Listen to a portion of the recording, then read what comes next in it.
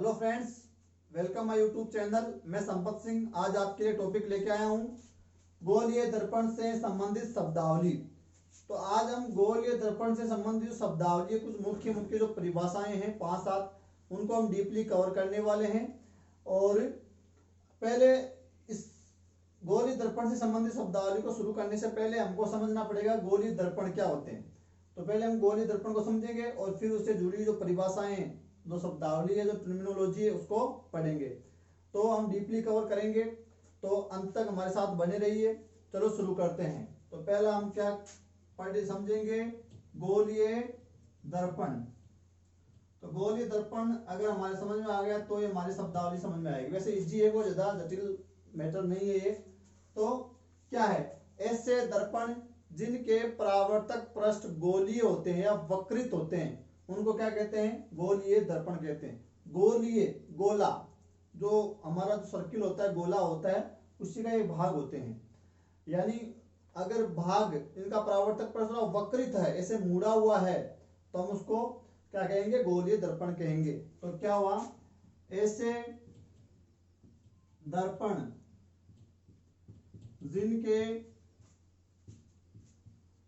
परावर्तक पृष्ठ गोलीय हो, यानी गोल हो या कैसे हो, वक्रित हो, मुड़े हुए हो। तो ऐसे दर्पण जिनके परावर्तक पृष्ठ गोलीय हो उन्हें क्या कहते हैं, उन्हें गोलीय दर्पण कहते हैं। गोलीय दर्पण कहते हैं या कहलाते हैं। तो बात समझ में आ गई होगी आपको कि ऐसे दर्पण जिनके परावर्तक पृष्ठ, परावर्तक का मतलब जिससे आकर प्रकाश टकराएगा और वापस परावर्तित हो जाएगा, तो वो हो गया उसका परावर्तक पृष्ठ। वो गोलीय है, अगर ऐसा गोल है या वक्रित ऐसे मुड़ा हुआ है तो उसको हम क्या कहेंगे, गोलीय दर्पण कहेंगे।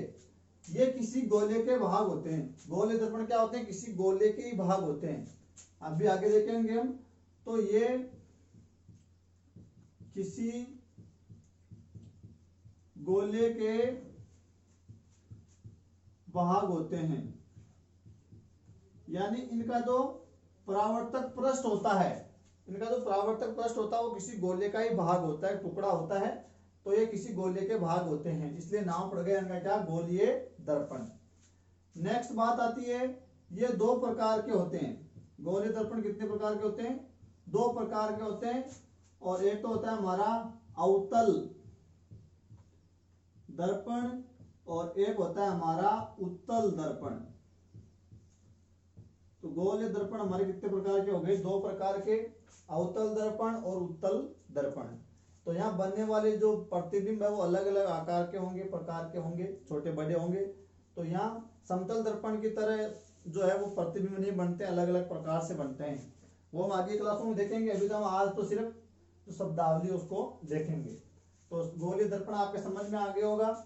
जैसे मैं आपको बताना चाहूँ कि उनका परावर्तक पृष्ठ हम क्या बता रहे हैं, वक्रित बता रहे हैं, गोलीय बता रहे हैं, हम क्या कह रहे हैं, किसी गोले का भाग बता रहे हैं। तो ये ऐसा होता है हमारा क्या, ऐसा अगर आपको पृष्ठ दिख रहा है ऐसा, ये अगर मैं इसको आगे बढ़ाना चाहूं तो ये गोला बन जाएगा, देखो ऐसे। तो ये गोला बन गया, ये इसका केंद्र हो गया, केंद्र हो गया। तो ये इतना तो मैंने थोड़ा सा जो हाईलाइट किया है वो इसका परावर्तक पृष्ठ है, यहां से लेकर यहां तक। तो ऐसे दर्पण जिसके परावर्तक पृष्ठ, ये परावर्तक पृष्ठ है जिसमें प्रकाश आएगा, टकरा के वापस जाएगा अलग अलग दिशाओं में। तो ये हो गया इसका परावर्तक पृष्ठ। गोलीय है, देखो ऐसा गोल है, वक्रित है, मुड़ा हुआ है, तो इसलिए इसको मैं क्या कह दिया, गोलीय दर्पण कह दिया। तो ये किसी गोले का भाग है, ये पूरा गोला है, तो हम सिर्फ इतना ही भाग काम में लेंगे, इसलिए किसी गोले के भाग हो गए। और ये भाग दो प्रकार के हो सकते हैं, एक तो दो प्रकार के हैं, जैसे अवतल और उत्तल। तो ये अंदर की ओर वक्रित है तो अवतल, और बाहर की ओर वक्रित है तो हो जाएंगे हमारे उत्तल। वो हम अब आगे देख लेंगे। तो देखो दो प्रकार हो गए, कौन कौन से, अवतल और उत्तल। इनको देखेंगे एक बार हम। पहला प्रकार है हमारा अवतल दर्पण। अवतल दर्पण, और अवतल दर्पण का हमने कैसे बनाया था चित्र, ऐसे। और ये क्या है, किसी गोले का भाग है, ये हमारा गोला हो गया, ये गोले का केंद्र हो गया। और ये यहां से लेकर यहां तक अगर मैं मान लू AB, ये हो गया इसका परावर्तक पृष्ठ। हम इतना ही काम में लेंगे, आगे जो भी काम करेंगे तो आपको इतना ध्यान रखना है, किसी गोले का क्या होता है, इसका परावर्तक पृष्ठ भाग होता है। तो हमको क्या समझना है, हमको ये इसकी परिभाषा क्या बनेगी अवतल जो दर्पण उसकी, कि वह दर्पण जिसका गोलीय जो उसका जो परावर्तक पृष्ठ है, वह दर्पण जिसका परावर्तक पृष्ठ, समझ में आ रही बात, वह दर्पण जिसका परावर्तक पृष्ठ अंदर की ओर वक्रित हो। देखो ये अंदर की ओर वक्रित है, केंद्र की ओर वक्रित है, तो ऐसे गोलीय दर्पण जिनका परावर्तक पृष्ठ अगर अंदर की ओर वक्रित होते हैं, अंदर की ओर मुड़ा हुआ होता है, किधर, केंद्र की ओर, तो देखो ये केंद्र की ओर मुड़ा हुआ है, अंदर की ओर वक्रित है, ये गोले के अंदर की तरफ, तो ऐसे दर्पण को क्या कह देते हैं, अवतल दर्पण। परिभाषा समझ में आ गई होगी। ऐसे दर्पण जिनका परावर्तक पृष्ठ अंदर की ओर वक्रित हो उनको क्या कहेंगे, अवतल दर्पण कहेंगे। और दूसरा हमारा क्या हो गया, उत्तल दर्पण। तो इसका जो ये वाला भाग है इसको हम किसी चीज से लेपित कर देते हैं, जैसे आपकी सिल्वर है, एल्यूमिनियम है, या उस पर कोई रंग फिर चढ़ा देते हैं, तो इसको पीछे से लेपित किया जाता है। तो इसका परावर्तक पृष्ठ ये होगा, यहां से आएगा प्रकाश और टकराएगा, तो ये हो गया इसका परावर्तक पृष्ठ। तो परिभाषा समझ में आ गई होगी।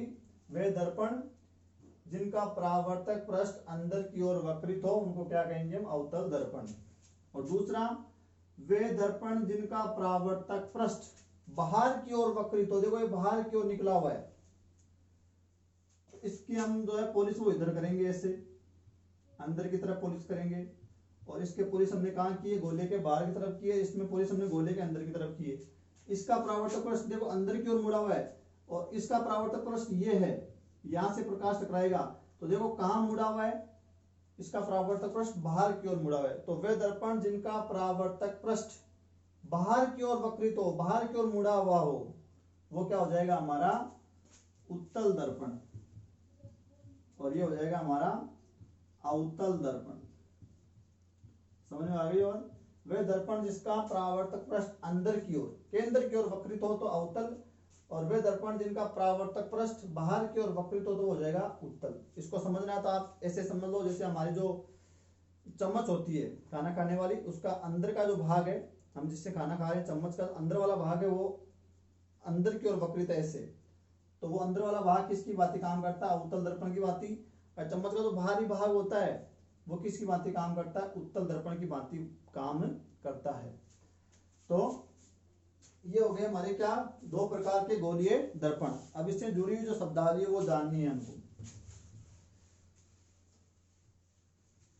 और शब्दावली तो दोनों की कॉमन ही रहेगी, कोई अलग अलग परिभाषा दोनों की अलग अलग नहीं बनेगी, एक ही परिभाषा बनेगी। तो देखो क्या है, तो जुड़ी हुई शब्दावली में हमारे पास जो पहला नाम आता है वो आता है क्या, आपका दर्पण का ध्रुव,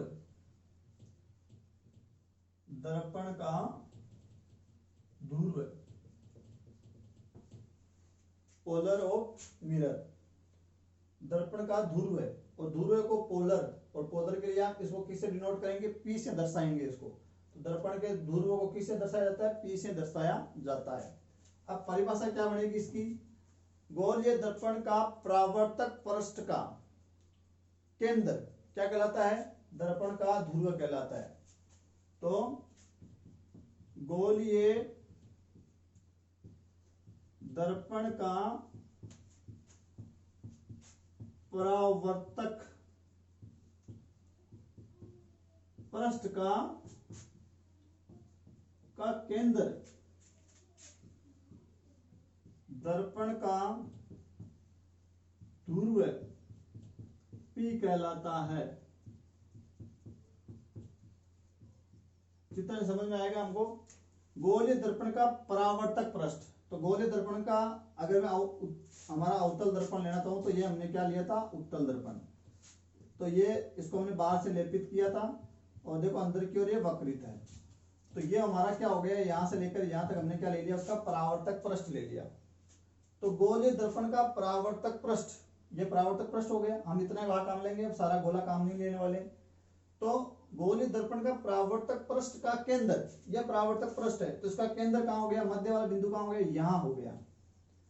तो गोलीय दर्पण का परावर्तक पृष्ठ का केंद्र ये हट गया सेंटर बिंदु, ये और ये जो बीच का जो बिंदु आ रहा है वो क्या हो गया, इसका केंद्र हो गया। तो पृष्ठ का केंद्र क्या कहलाता है, दर्पण का ध्रुव P कहलाता है। तो ये जो बिंदु है परावर्तक पृष्ठ, जैसे मालूम है एम एन मान लो इसको, तो ये हो गया परावर्तक पृष्ठ और इसका एक केंद्र मध्य वाला बिंदु हो गया दर्पण का ध्रुव P, पोलर हो गया। तो ये पहली परिभाषा। दूसरा आता है मुख्य अक्ष। मुख्य अक्ष, मुख्य अक्ष को क्या परिभाषा दोगे, तो मुख्य अक्ष क्या होता है, देखो वक्रता केंद्र C व दर्पण के ध्रुव P को मिलाने वाली सीधी काल्पनिक रेखा को क्या कहते हैं, दर्पण का मुख्य अक्ष कहते हैं। तो क्या परिभाषा बनी हमारी दूसरी,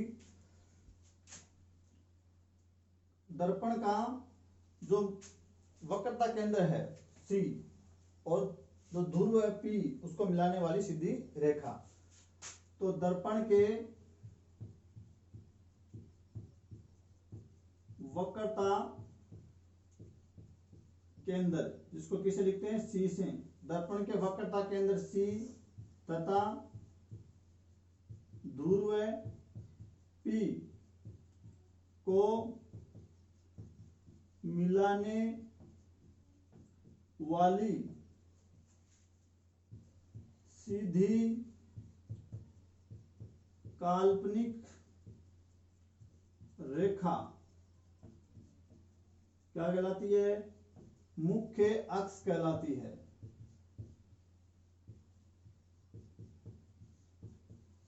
अब देखो यहां समझ में आएगा। तो ये देखो दर्पण के वक्रता केंद्र C, वक्रता केंद्र का मतलब हम इसको क्या मान रहे हैं, गोला मान रहे हैं। तो गोले का केंद्र होता है, उस केंद्र को क्या कहते हैं, वक्रता केंद्र C कहते हैं। तो मैं इस गोले का केंद्र यहाँ मान लो ये गोला है, बड़ा सा गोला है, उसका वक्रता केंद्र C यहाँ है। तो दर्पण के वक्रता केंद्र C तथा ध्रुव P और ध्रुव P का है यहाँ को मिलाने वाली सीधी और काल्पनिक रेखा, एक कल्पना करते हैं, एक सीधी रेखा खींचते हैं, तो काल्पनिक रेखा क्या कहलाती है, मुख्य अक्ष कहलाती है। तो यहाँ से वक्रता केंद्र C और P को मिलाने वाली ये जो सीधी काल्पनिक रेखा है वो क्या कहलाती है, मुख्य अक्ष कहलाती है। ये गोला मान रहे हैं इसको, और इस गोले का जो केंद्र होता है वो वक्रता केंद्र कहलाता है, C से डिनोट करते हैं। तो इस वक्रता केंद्र C और दर्पण का जो ध्रुव है P को मिलाने वाली सीधी रेखा, काल्पनिक रेखा जो हमने खींची है उसको क्या कहते हैं, मुख्य अक्ष। समझ में आ गई होगी बात। चलो आगे चलते हैं, आगे इसी को ले लेते हैं वक्रता केंद्र को। तो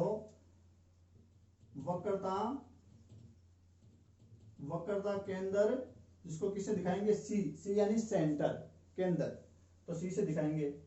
तो वक्रता केंद्र की क्या परिभाषा बनेगी, वक्रता केंद्र C की, इसकी, ये क्या है, वक्रता केंद्र C। तो गोलीय दर्पण का परावर्तक पृष्ठ, गोलीय दर्पण का परावर्तक पृष्ठ किसी गोले का भाग होता है, हमको पता है। गोलीय दर्पण का परावर्तक पृष्ठ किसका भाग होता है, गोले का भाग होता है। गोलीय दर्पण का, ये गोलीय दर्पण है, गोलीय दर्पण का परावर्तक पृष्ठ, ये इसका परावर्तक पृष्ठ है। तो गोलीय दर्पण का परावर्तक पृष्ठ किसी गोले का भाग होता है, दिख रहा होगा आप, इस गोले का ये भाग है। तो उस गोले का केंद्र ही क्या कहलाता है, वक्रता केंद्र C कहलाता है। समझ आ गई होगी बात, कि गोलीय दर्पण का परावर्तक पृष्ठ किसी गोले का भाग होता है, तो उस गोले का केंद्र ही क्या कहलाता है, वक्रता केंद्र C कहलाता है। तो दोनों परिभाषा बता देता हूं, लिख देता हूं यहां।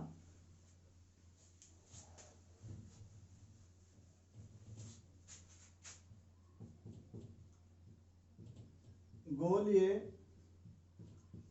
दर्पण का परावर्तक पृष्ठ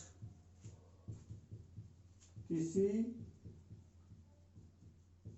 गोले का भाग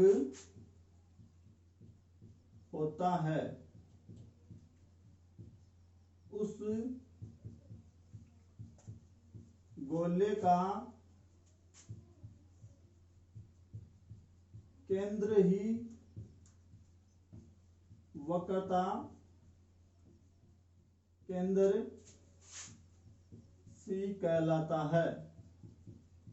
समझ में आ गई होगी बात आपको कि गोलीय दर्पण का परावर्तक पृष्ठ किसी गोले का भाग है तो उस गोले का केंद्र ही क्या हो जाएगा, वक्रता केंद्र सी हो जाएगा।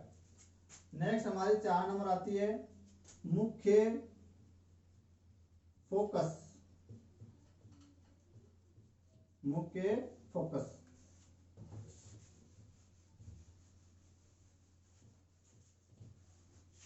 तो मुख्य फोकस क्या है, तो देखते हैं मुख्य फोकस क्या है। और मुख्य फोकस को हम लिखेंगे किससे, एफ से। मुख्य फोकस को किससे लिखेंगे, एफ से लिखेंगे, कैपिटल वाला एफ से लिखेंगे। कैपिटल एफ लिखना है, स्मॉल एफ नहीं लिखना है। तो ये क्या है, देखो मुख्य जो फोकस है जिसको हम कैपिटल एफ से लिख रहे हैं, इसकी क्या परिभाषा बनेगी कि मुख्य अक्ष के समांतर या मुख्य अक्ष के समांतर आपतित होने वाली प्रकाश किरणें परावर्तन के बाद मुख्य अक्ष को जिस बिंदु पर काटती है या काटती हुई प्रतीत होती है उस बिंदु को क्या कहते हैं, मुख्य फोकस एफ कहते हैं। तो समझना बात को, ये हमारा गोलीय दर्पण है, उसका ये परावर्तक पृष्ठ है MN, और इधर से हमने वक्रता केंद्र C लिखा था और ये इस दर्पण का ध्रुव P लिखा था, और हमको इसने क्या कहा था, मुख्य अक्ष कहा था। ये क्या हो गई, मुख्य अक्ष हो गई, और ये क्या हो गई, वक्रता केंद्र हो गया C, और ये क्या हो गया, दर्पण का ध्रुव है P, और ये हो गया परावर्तक पृष्ठ MN। तो मुख्य अक्ष के समांतर आपतित प्रकाश किरण, तो ये मुख्य अक्ष के समांतर यानी साथ साथ चलने वाली, इसके साथ पैरेलल चलने वाली समांतर हो गई। तो मुख्य अक्ष के समांतर आपतित प्रकाश किरण, आपतित यानी आक्रिया गिरने वाली प्रकाश की किरणें, तो मुख्य अक्ष से समांतर आपतित प्रकाश किरणें आई और इस परावर्तक पृष्ठ से टकराई, और टकराने के बाद इसका क्या हुआ, परावर्तन हुआ। परावर्तन होने के बाद ये मुख्य अक्ष किसी न किसी बिंदु से गुजरेगी, तो जहां से ये मुख्य अक्ष को काटेगी वो इसका क्या हो जाएगा, दर्पण का क्या हो जाएगा, मुख्य फोकस हो जाएगा। तो ये मुख्य अक्ष के समांतर चलने वाली या आपतित होने वाली प्रकाश किरणें परावर्तक पृष्ठ से टकराने के बाद इसका क्या हो जाता है, परावर्तन होता है। तो परावर्तन के बाद मुख्य अक्ष को जिस बिंदु से काटती है, मुख्य अक्ष को जिस बिंदु से ये काटती है या काटती हुई प्रतीत होती है उस बिंदु को क्या कहते हैं, मुख्य फोकस एफ कहते हैं। तो ये हमारा मुख्य अक्ष हो गया, ये किरणें आई, टकराई और इस परावर्तक पृष्ठ से परावर्तित हुई, और परावर्तन के बाद मुख्य अक्ष को जिस बिंदु से जिस जगह से काटा वो इसका क्या हो गया, इस गोले इसका दर्पण का क्या हो गया, मुख्य फोकस एफ हो गया, मुख्य फोकस। तो या तो ये काटती है रियल में या काटती हुई प्रतीत भी हो सकती है। तो जैसे इसके लिए, जैसे मान लो हमारा अवतल दर्पण है, तो अगर हमारा डायग्राम ये अवतल दर्पण का है, तो अवतल दर्पण में तो क्या होता है, ये जो किरण है वो रियल में मुख्य अक्ष पर काटती है, प्रतीत नहीं होती है, रियल में काटती है या आपका वास्तविक प्रतिबिंब बनता है। लेकिन अगर हमारा उत्तल दर्पण है तो उत्तल दर्पण में ये जो किरण है ये हमको मुख्य फोकस से आती हुई प्रतीत होती है। तो अवतल दर्पण में तो ये परावर्तित किरण मुख्य अक्ष को रियल में काटती है, वास्तविक प्रतिबिंब बनता है। लेकिन अवतल दर्पण में ये किरण हमको मुख्य फोकस से आती हुई प्रतीत होती है, वहां से रियल में आती नहीं है, सिर्फ ये प्रतीत होती है। तो ये हो गई हमारा क्या, मुख्य अक्ष की परिभाषा हो जाएगी क्या, मैं लिख देता हूं यहां,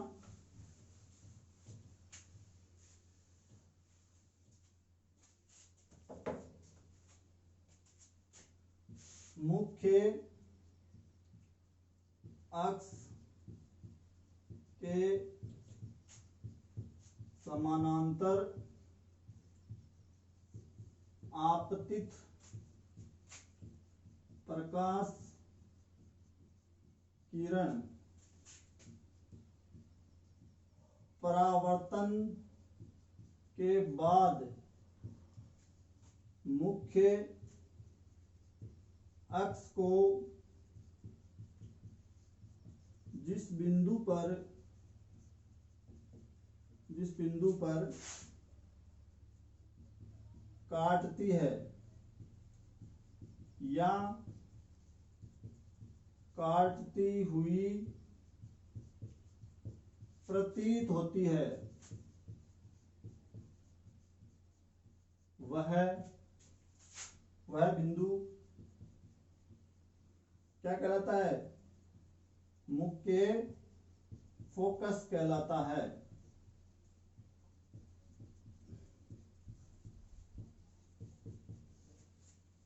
मुख्य अक्ष के समानांतर आपतित प्रकाश किरण परावर्तन के बाद, परावर्तक से टकराई, उसका क्या हो गया? परावर्तन हो गया। परावर्तन के बाद मुख्य अक्ष को जिस बिंदु पर वो काटती है या काटती हुई प्रतीत होती है वह क्या कहलाता है? मुख्य फोकस एफ कहलाता है। तो अवतल दर्पण में तो रील में काटेगी और उत्तल दर्पण में मुख्य फोकस से आती हुई प्रतीत होगी। चलो नेक्स्ट परिभाषा देख लेते हैं। नंबर 5 इससे जुड़ी ले लेते हैं। मुख्य फोकस ले लेते हैं। फोकस दूरी और इसको लिखेंगे हम छोटे एफ से। इसको दर्शाएंगे किससे? छोटे एफ से। और मुख्य फोकस को दिखाना है किससे? कैपिटल एफ से। वक्रता केंद्र को कैपिटल सी से। मुख्य अक्ष को नहीं दिखाना किससे? और दर्पण के ध्रुव को दिखाना है पी से। तो फोकस दूरी स्मॉल एफ, ये क्या है? तो वक्रता जो आपका फोकस बिंदु था, उस फोकस बिंदु से लेकर दर्पण के ध्रुव तक के जो बीच की दूरी है, मध्य की जो दूरी है, उसको क्या कहते हैं? फोकस दूरी। जैसे डायग्राम में देखना, ये हमारा अवतल दर्पण है और ये उसका परावर्तक पृष्ठ Mn है और ये इसका पोलर P हो गया और ये इसकी मुख्य अक्ष हो गई और ये वक्रता केंद्र C हो गया। अब ये कोई किरण आती है, समानांतर चलती है, आपतित होती है, टकराती है और टकराने के बाद मुख्य अक्ष को काटती हुए से चली जाती है, परावर्तित हो जाती है। तो जहां से ये काटती है हमने क्या कहा? मुख्य फोकस एफ कहा।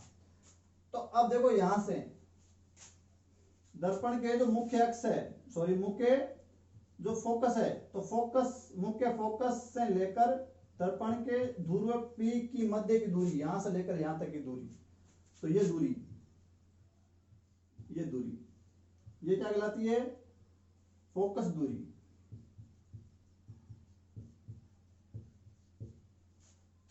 तो जिसकी परिभाषा बनी हमारी क्या? मुख्य फोकस व ध्रुव P के मध्य की दूरी क्या कहलाती है? फोकस दूरी कहलाती है। समझ में आ गई की बात? मुख्य फोकस F व ध्रुव P के मध्य की दूरी ही क्या कहलाती है? फोकस दूरी कहलाती है, जिसको हम किससे लिखते हैं? छोटा f से लिखते हैं। अब नेक्स्ट आती है एक वक्रता। हमने यहाँ क्या पढ़ा था? वक्रता केंद्र, और एक आती है वक्रता त्रिज्या भी आती है। तो यहां लिख रहे हैं हम 6 नंबर क्या? वक्रता त्रिज्या, और उसको लिखते हैं कैपिटल आर से। वक्रता त्रिज्या को कैसे लिखेंगे? कैपिटल आर से। अब इसको समझ लो आप क्या है। नेक्स्ट हमारी परिभाषा है वक्रता त्रिज्या, जिसको लिखेंगे कैपिटल आर से। तो देखो ये हमारा परावर्तक पृष्ठ Mn, ये किसी गोले का भाग है, हम बार बार कह रहे हैं, और ये परावर्तक पृष्ठ का केंद्र वाला भाग P है, और गोले का केंद्र वक्रता केंद्र C है, और P और C को मिलाने वाली सीधी रेखा क्या है? मुख्य अक्ष है। समांतर कोई प्रकाश किरण आ रही है, टकरा रही है, और जिस बिंदु से गुजर रही है वो मुख्य फोकस F है, और मुख्य फोकस F और ध्रुव P के बीच की दूरी फोकस दूरी छोटा f वाली है। और अब बात आ रही किसकी? वक्रता त्रिज्या R की। तो गोलीय दर्पण का परावर्तक पृष्ठ एक गोले का भाग होता है, देखो गोले का ये भाग है, तो उस गोले की त्रिज्या ही क्या कहलाती है? वक्रता त्रिज्या। भाई ये गोला है, गोले की त्रिज्या होती है, त्रिज्या किसे कहते हो? कि उसके सेंटर से परिधि तक जो दूरी होती है उसको आप त्रिज्या कहते हो। ये आप उसको क्या कहते हो? त्रिज्या कहते हो। और त्रिज्या का दुगुना को आप क्या कहते हो? व्यास कहते हो। तो यहाँ देखो ये वक्रता के अंदर C है और ये यहां से लेकर देखो P से लेकर C तक की मध्य की दूरी तो क्या कह सकते हो आप, वक्रता त्रिज्या R। तो यहां से लेकर यहां तक तो है फोकस दूरी, और यहां से वक्रता के अंदर C से लेकर P तक की मध्य की दूरी क्या है, कैपिटल R, यानी वक्रता त्रिज्या। तो परिभाषा क्या बनेगी, गोलीय दर्पण का परावर्तक पृष्ठ किसी गोले का भाग होता है या एक गोले का भाग होता है, उस गोले की त्रिज्या ही क्या कहलाती है, वक्रता त्रिज्या R कहलाती है। या आप इसको कह सकते हो वक्रता के अंदर C से लेकर P तक के मध्य की दूरी। तो ये C से लेकर जो परिधि की दूरी होती है इसको आप त्रिज्या कहते हो, और यहाँ हम गोलीय दर्पण पढ़ रहे हैं तो वक्रता त्रिज्या हो जाएगी यहां से लेकर और यहां तक। और इस फोकस दूरी में और इस वक्रता त्रिज्या में एक संबंध होता है, तो वो क्या होता है, वो होता है F बराबर R बट्टा 2, छोटा f है, यानी फोकस दूरी आधी होती है किसकी, वक्रता त्रिज्या की। देख लो ये है फोकस दूरी और ये है वक्रता त्रिज्या। तो फोकस दूरी आधी है किसकी, वक्रता त्रिज्या की। तो फोकस दूरी आधी होती है किसकी, वक्रता त्रिज्या की। या इसको गुणा करोगे तो क्या हो जाएगा, ये इधर आ जाएगा गुणा होके, तो ये हो जाएगा 2F बराबर R। ये किस में संबंध है, दो तरीके से लिख सकते हो आप, फोकस दूरी और वक्रता त्रिज्या में संबंध है। तो फोकस दूरी आधी होती है किसकी, वक्रता त्रिज्या की, या वक्रता त्रिज्या दोगुनी होती है किसकी, फोकस दूरी की। देख लो आप, यहाँ नजर भी आ रहा है, ये फोकस दूरी है और ये वक्रता त्रिज्या है, तो ये इन दोनों में रिलेशन होता है। तो ये हो गई हमारी क्या, वक्रता त्रिज्या कैपिटल R। नेक्स्ट हमारी बात आती है, और वो आती है 7 नंबर, और वो आता है द्वारक। द्वारक की क्या परिभाषा बनेगी, गोलीय दर्पण का परावर्तक पृष्ठ की सीमा रेखा का व्यास क्या कहलाता है, दर्पण का द्वारक कहलाता है। तो क्या लिखोगे, गोलीय दर्पण में परावर्तक पृष्ठ की सीमा रेखा का व्यास दर्पण का द्वारक कहलाता है। तो गोलीय दर्पण में परावर्तक जो पृष्ठ है उसकी सीमा रेखा का व्यास उस दर्पण का क्या कहलाता है, द्वारक कहलाता है। तो ये मोस्ट हमारी कितनी परिभाषाएं होगी, 7 परिभाषाएं होगी। ये मुख्य शब्दावली।